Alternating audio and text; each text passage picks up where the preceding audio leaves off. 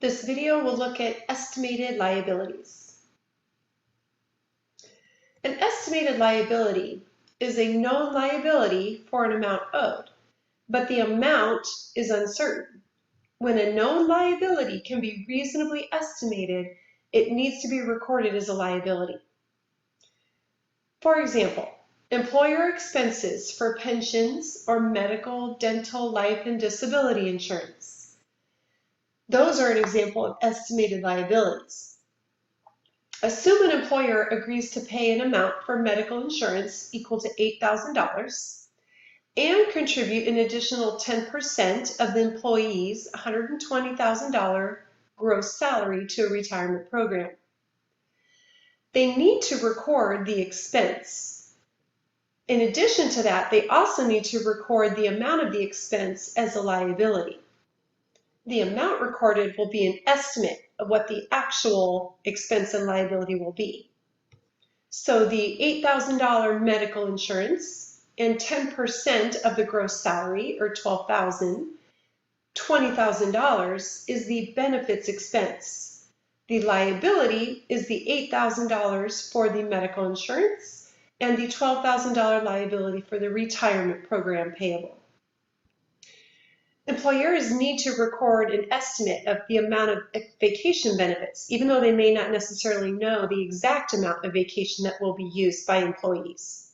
Assume an employee earns weekly vacation benefits of $48. They need to record an estimate of the expense and record it as a liability as well. The expense is $48 and the liability is $48. Warranty liabilities are another one.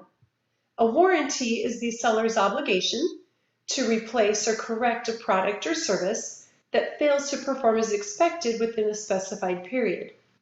To conform with the matching principle, the seller reports the expected warranty expense in the period when the revenue from the sale is reported.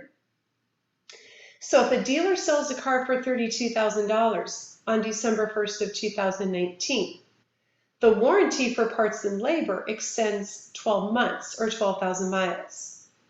The expense needs to be recorded in the period the sale is earned. So the dealership estimates that average warranty cost is 3% of the selling price of each car. So they will record the warranty expense of $32,000 times 3% estimate, or $960, on December 1st when the sale is also recorded.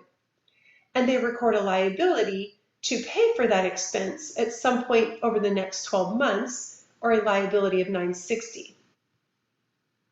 Assuming that 2.5, 3 months later, the car comes back in under warranty for repair, and parts of $200 and labor of $250 under the warranty were incurred.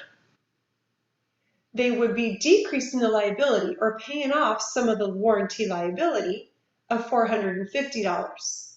And they would be using some of their inventory, so crediting their inventory and incurring some salary payable related to the labor portion of the warranty. So they would credit that liability or credit cash if they were paying the salaries right away.